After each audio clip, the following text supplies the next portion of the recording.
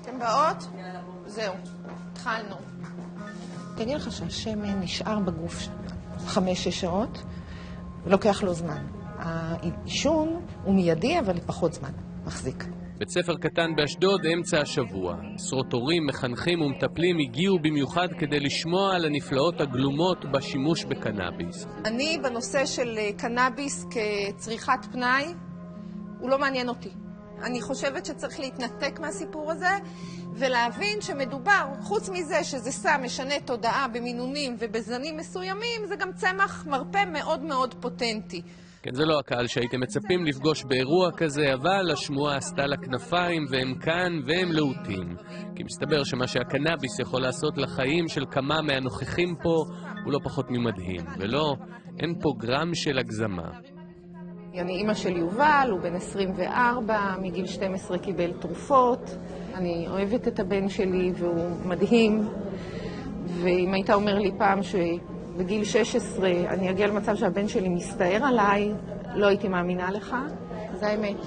אני כמה שנים נסעתי בקרייזלר 7 מקומות, כדי שהוא יישב בספסל האחורי, כדי שאם הוא מחליט להסתער עליי באמצע שאני בנהיגה, יהיה לי זמן לבלום. אמיתי.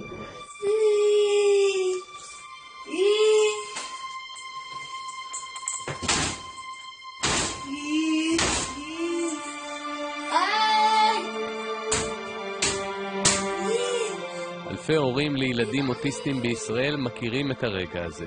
חוסר אונים משווע שבו הילד סובל ואין לך שום דרך להגיע אליו, אלא רק לחכות שההתקף הזה יחלוף.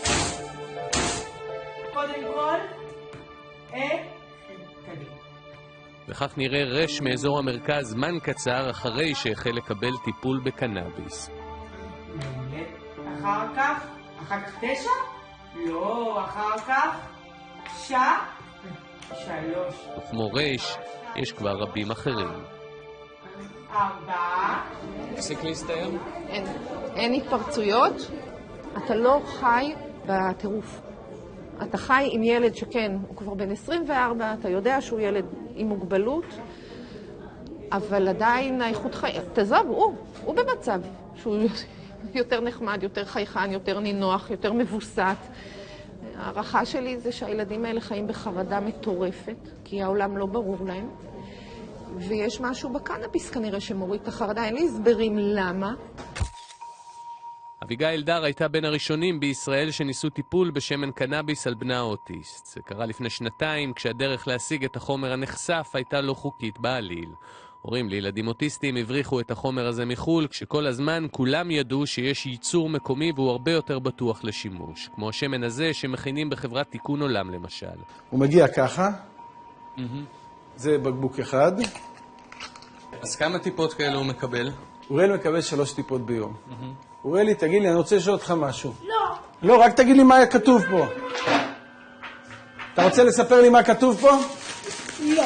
למה? מדובר למעשה במיצוי של זן מסוים עשיר ב-CBD שנחשב לחומר מרגיע ודל ב-THC שהוא החומר הפסיכואקטיבי או אם תרצו החומר הממסטל בקנאביס, והדבר הזה פשוט עושה פלאים. היי, תביא לי חיבוקי, אתה יודע שהתגעגעתי לך? התגעגעתי לך, אתה יודע? אל תלך. אתה רוצה ללכת? יאללה, לך. לא, אל תלך. אז באותה תקופה, אם לא הייתי נותן לו, הוא דופק את הראש בחלונות, שובר הכל, זורק את הטלפון, אתה יודע. היה מגיע סרט שהוא רוצה לעשות ולא זה, לוקח את השלט, בום, זורק, נפץ לך את הטלוויזיה. עד שבוע אחד שקניתי 5 טלוויזיות. אתה יודע מה זה בשביל אבא ואמא שחולמים שיהיה להם ילד, שילד יישב איתך לראות טלוויזיה שאתה רואה כדורגל? אפילו אם הוא לא מעניין אותו הכדורגל. תעזוב את הכדורגל. הוא יישב איתך, הוא שם עליך את הראש. זה דברים שאנחנו חווים אותם שאין לנו אותם. וזה נותן לך אותם. נעמונת, אוריאל ואני רוצים להגיד לך תודה רבה רבה רבה רבה רבה. מה אתה עושה?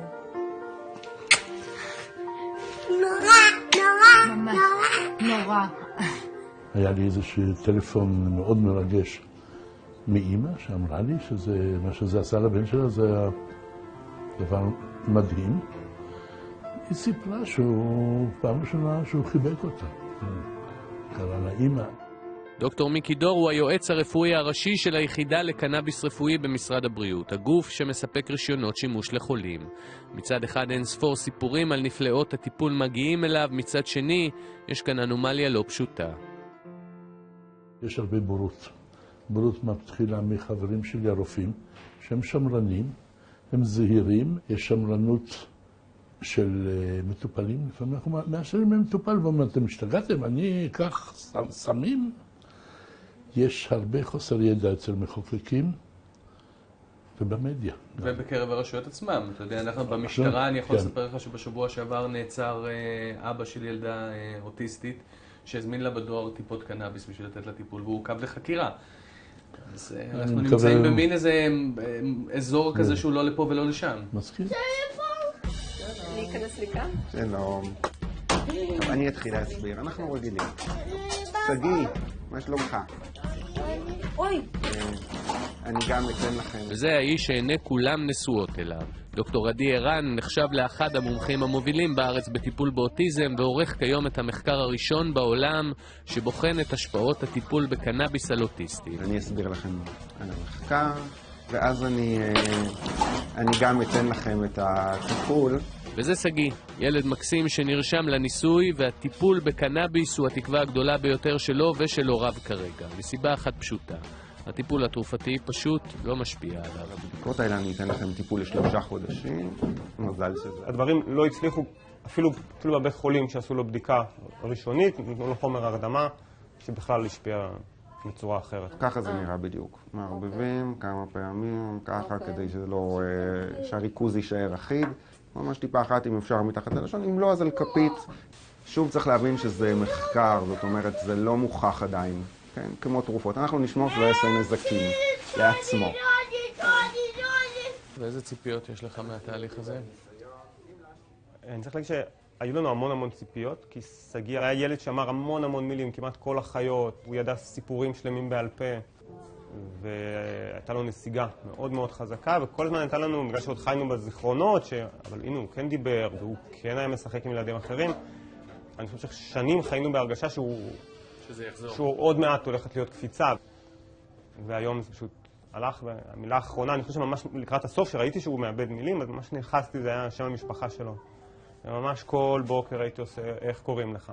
לוביץ'. מה שם המשפחה שלך? לוביץ'. מה שם המשפחה שלך? לוביץ', וזהו, וגם את זה, כאילו, כמה נאחזנו גם את זה היום. אין היום שאלה שאני יכול לשאול אותו ולדעת שהוא יענה לי. ואני חושב שאני בפנים מאוד התעייפתי מלחכות, מלהיות עם איזה תקוות בוא, קמים, ילדים עם אוטיזם זה יכול להיות מאוד קשה למשפחות, אני כאילו עומד נפעם מהכוחות שלהם, איך אמא כמו שראינו מתפקדת יום, זה כאילו באמת לא להאמין, אז אם אתה משפר להם אפילו קצת את האיכות חיים. ומה הוא עושה אבל פיזיולוגית במוח? זאת אומרת, איזה טריגר הוא מפעיל מספר רצפטורים, מספר קולטנים, הוא גורם לרוגע, הוא אנטי חרדתי, הוא מונע תופעות פסיכוטיות, קשיים התנהגותיים. ובאחוזים, זאת אומרת, כמה אחוזים מתוך המחקר הראשון באמת ראיתם שינוי? אז ראינו בקבוצה קלאסית ב-80% מהמקרים היה שיפור, שזה מאוד גבוה. זה נתון מדהים למחקר, זה נתון מדהים, תראה, יכול להיות שיש בזה אפקט פלצבו וצריך להיות מאוד זהירים, אבל זה ילדים שלא הגיבו לטיפולים אחרים, זה ילדים שגם המסגרת אמרה משהו קרה פה, זאת אומרת, גם בגן או בבית ספר לא ידעו שהילד לוקח, הם הבינו שקרה משהו. זאת אומרת, אני מאמין שזה לא רק אפקט פלצבו, אי אפשר לדעת עד שלא יהיו תוצאות של המחקר המבוקר. אם המחקר הזה בעצם מחזק את הנחת היסוד, אז מה זה אומר מבחינת הדרך שבה... זה אומר מבחינת הדרך, לא רק בארץ, גם בעולם. כמובן, ירצו לעשות מחקרים בקנה מידה יותר גדול, בעוד מקומות, כמו שמקובל, אבל כן, זה יהיה טיפול מקובל, מה שהיום הוא לא. מיכאל, איזה חג למדת היום? תיזכר. ולמה בעצם זה חשוב כל כך? כי הטיפול באוטיסטים מורכב כיום מתרופות אנטי-פסיכוטיות עם תופעות לוואי קשות, החל מסוכרת והשמנה ועד שיבוש הורמונלי והתקפי אפילפסיה. ואם בעבר הטיפול הזה ניתן במשורה, כיום אף רופא לא חושב פעמיים לפני שהוא נותן מרשם לכדורים אנטי-פסיכוטיים לילדים שטרם חגגו עשור. ולמרות שעל פי הספר זה לא אמור לקרות, הורים לילדים אוטיסטים מתעקשים שלגמול ילד אוטיסט מהכדורים האלה זו משימה כמעט בלתי אפשרית. אף אחד לא אומר לך. הוא אומר לך, אוקיי, תשמע, יש תופעות לוואי 1, 2, 3, 4, אף אחד לא מדבר על מה אתה אמור, או מה יכול להיות, או מה תהליך הגמילה כשאתה רוצה להפסיק את התרופה. אבל היה לנו שנינו ברור שאנחנו לא ממשיכים עם התרופה. רמת סוכר מאוד מאוד גבוהה, כולסטרול מאוד מאוד גבוה, פרולקטין מאוד מאוד גבוה. וזה הכל בגלל הטיפול התרופתי? הכל בגלל הטיפול התרופתי. אנחנו לא רוצים אותם. התחלתם לצמצם את התרופה? התחלנו, עכשיו התחלנו. ומתחילים לראות את ההשלכות של זה, או...? שוב, הטיפול בקנאביס זה לא, אין כאן קסם. זה תהליך, זה ניסוי וטעייה, אבל מה שראינו ומה שנורא יפה, ראינו את השינוי ברגיעה, הרבה יותר רגוע. הוא פנוי ללמידה, הוא מדויק ביכולות הוורבליות שלו, הוא מדויק. אם אתם רואים אותו עכשיו יושב ועושה את התרגילים בחשבון, בשקט הזה זה דבר שלא היה לפני כן. אוקיי? הקנאביס נותן לו את האפשרות לעשות את מה שהוא עושה עכשיו. ומילה אחרונה בסיפור הזה, דווקא על מי שעומד מאחורי הקלעים. הורים שלא מוכנים לקבל לא כתשובה, שיוצאים נגד תפיסות מקובלות שעברו על החוק לא פעם, הם אלו שדחפו את השינוי הזה מלמטה. 3 מחקרים גדולים על השפעות הקנאביס על ילדים אוטיסטים מתנהלים כיום בישראל. מאחורי כולם עומדים הורים לילדים אוטיסטים שידעו שאפשר להקם את המציאות סביבם, גם כשזה נראה בלתי אפשרי.